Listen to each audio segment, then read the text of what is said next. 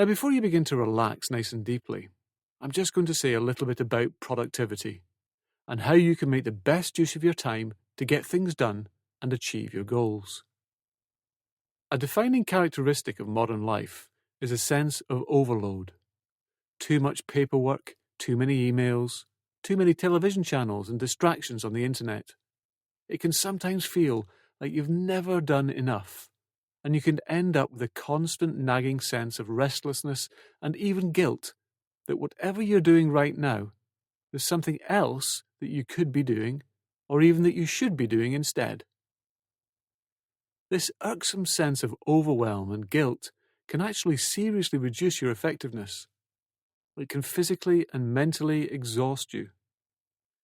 It takes an astonishing amount of energy to keep ignoring the long list of things in your mind that you feel you should be doing, or the clutter before your very eyes of stuff you need to sort out, not to mention the ever-growing queue of unanswered emails that you must attend to.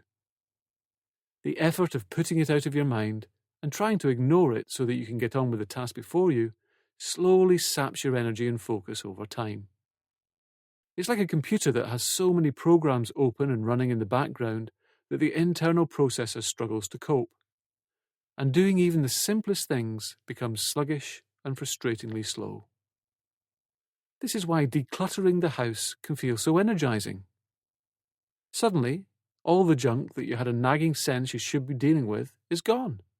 And it's like that dealing with junk program in your mind can finally close. Now you have more attention and processing power to attend to the rest of your life. There are hundreds of systems for becoming more productive out there, but at the heart of them all are a few simple, common principles. Number 1. Break your big goals down into small, measurable actions. The more specific, the better. The brain does not respond well to vague ideas or overly large goals like write a novel or get fit. You need to give yourself specific goals for each day based on concrete actions that you can realistically accomplish that day, like write 2,000 words of my novel and do 30 lengths at the swimming pool. In other words, take the time to write a realistic action-based to-do list for each day.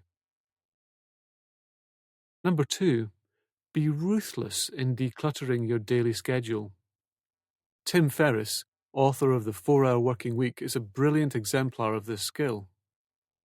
He describes how he drastically cut the time he spent reading newspapers and answering email by limiting these activities to a specific time slot once a week. People sending him email received an auto-reply telling them he would answer them on Friday. He also points out how cheap it can be to hire a remote personal assistant over the internet to whom you can delegate much of your admin work.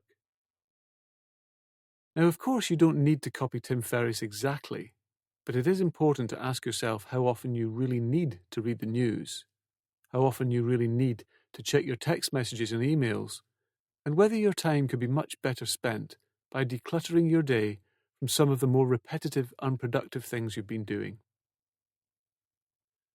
Number 3, make sure your workspace or living space is conducive to getting things done. Much as we humans like to think of ourselves as rational beings, we are still very much driven by primal, instinctive processes in our brains.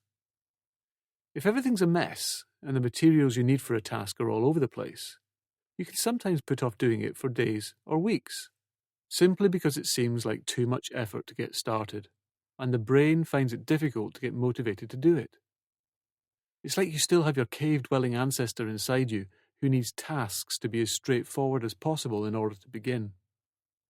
When that ancestral self sees the tools in front of them and the materials arranged clearly, your instinctive brain pattern matches to this situation and says, "Aha, time to work," and releases the appropriate neurochemicals like dopamine to get you fired up and ready to go.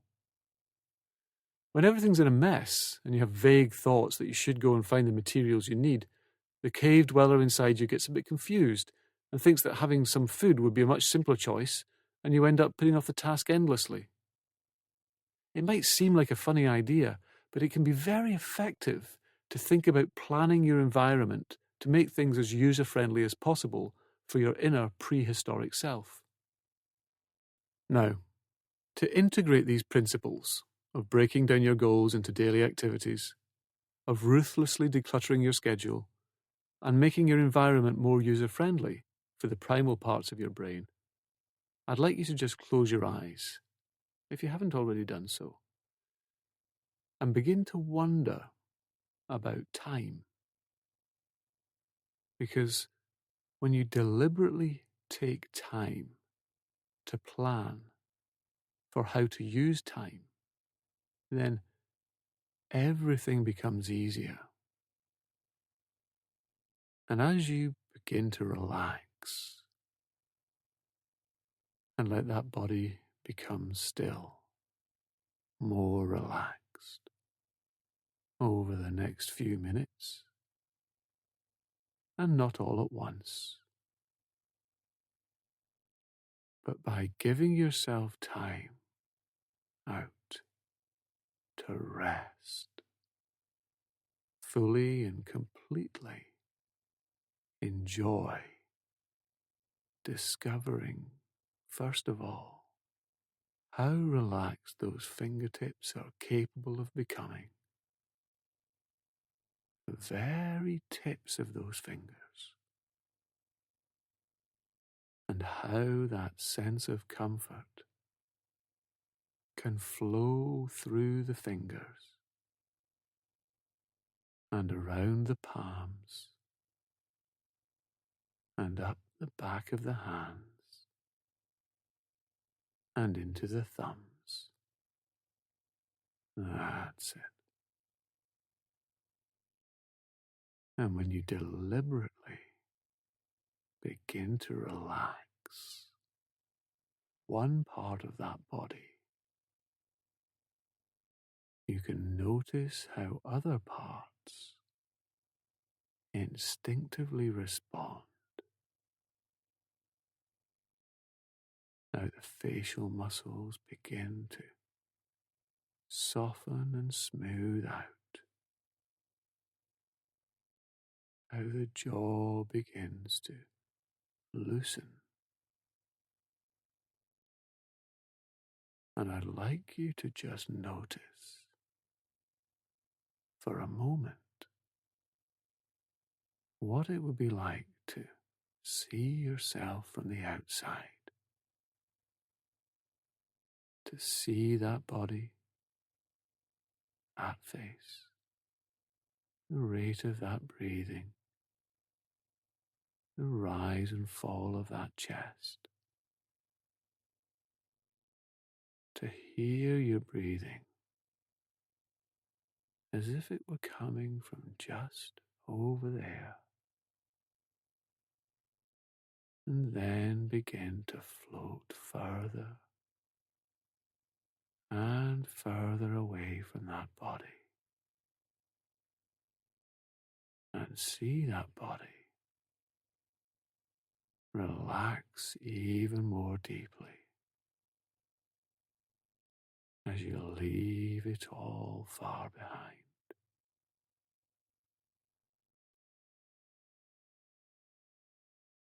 And if you could step right out of time and see a day in your life from the outside, a timeline, a succession of images of all the activities within that day, times you were working, times you were checking email, times you were having a conversation with someone, times you were very busy but not achieving much, perhaps times you were staring into space, times looking at the news or browsing websites, times you got distracted, times you were taking a well-earned rest. all the different activities of your day, from getting up and getting dressed, all the way through to when you're going to bed again, lined up there in front of you. That's it. And you don't need to see every detail perfectly, but just get a sense of what that would be like to see your day represented like that, as a storyboard in front of you.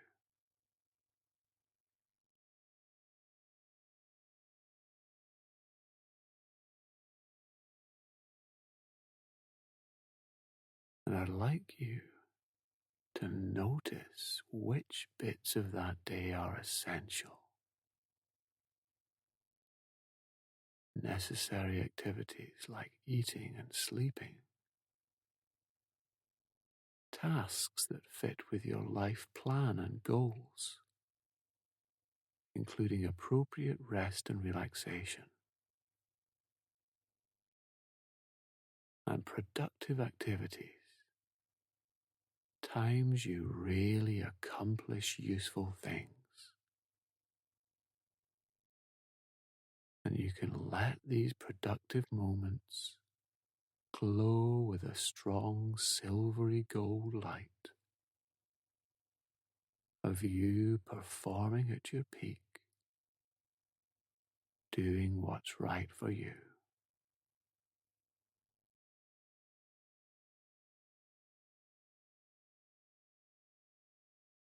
And you can also notice the activities in that day that are simply clutter, like piles of old magazines or useless junk.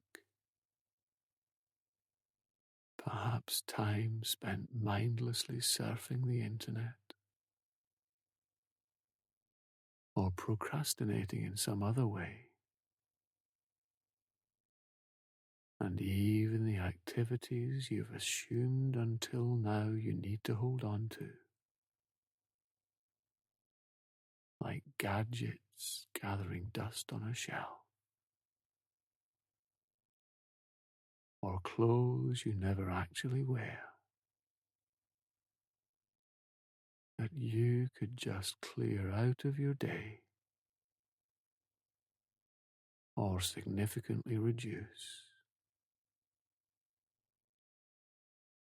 Perhaps spending ages writing a letter or an email that just wasn't necessary to begin with. And I'd like you to let these activities begin to glow with a red, pulsing light as you highlight them as extraneous and wasteful of your energies.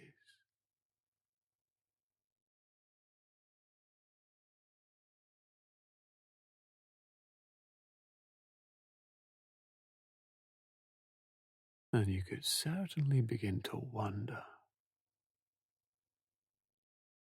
about what that day would look like if it were much more focused and streamlined.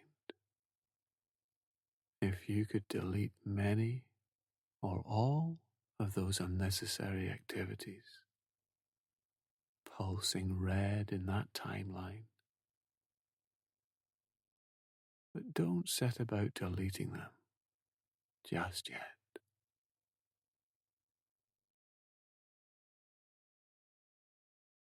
Before you start deliberately cutting down extraneous activities,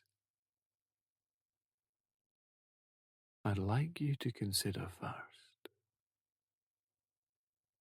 what kinds of changes in your attitudes and in your environment would just naturally transform your day. as you notice yourself keeping a focused, action-based to-do list that is realistic and achievable. And I wonder when you'll be writing that list. Perhaps in the evening of the day before, or first thing in the morning, with that ruthless attitude that clearly sees what is necessary, seeing right through that busy is good illusion, because it's not about being busy or rushing. It's about what you're achieving, how it connects to your goals, and what changes in your environment will you be making. Keeping papers ordered in a system that makes sense, perhaps different boxes or files, keeping your computer files organized. That's it.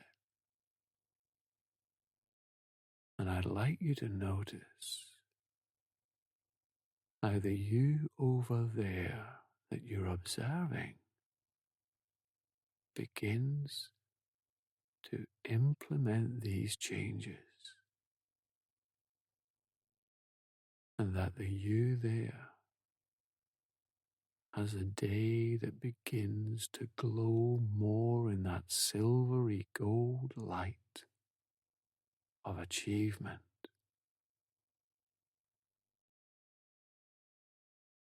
How the pulsing red wastefulness begins to diminish and shrink until that day looks so much more focused and productive, with times for a well-earned rest too, so that you can regather your energies. And what would it be like to live that as a reality? To float right inside it, to feel what it's like to be making that list, to be writing down your specific tasks for that day, and what changes might you begin making to your environment to facilitate that. And perhaps that turns into one of those clear tasks too, like clean up the desktop on my computer, or sort through the pile of papers in that cupboard, or put those emails onto my do list, then delete them. Making your environment as simple to use as possible, like planning for how to help your prehistoric self get motivated with clear, task-based activities where the necessary materials are easily to hand. And how will it feel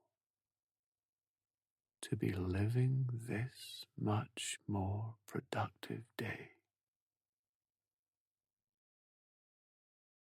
To just feel that shining silver gold light of productivity around you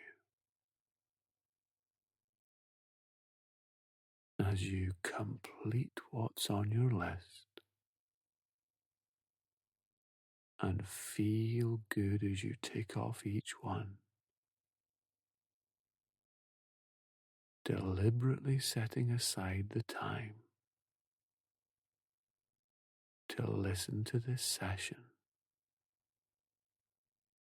and gain more benefit from it. And of course, sometimes unexpected things crop up, and you might need to modify your list. But with that ruthless ability to deliberately postpone, to say, this isn't important now, I'll attend to this in 2 weeks, well then, you can close that mental program down and leave your internal processor that much more free to work in a focused, productive way. And you can listen to this session often and deepen your integration of these principles even more every time you listen. And you can bring these changes with you now as you begin to return to this time and feel very good as you experience the feeling of returning to your body as you prepare to become wide awake. That's it. By noticing the position of your hands and feet and the sensation of the surface you're resting on. And as you reorientate to this present moment in your own time and to your surroundings around, you can just come all the way back, maybe enjoying a bit of a stretch as you do so. And as you open up your eyes, welcome back. Excellent.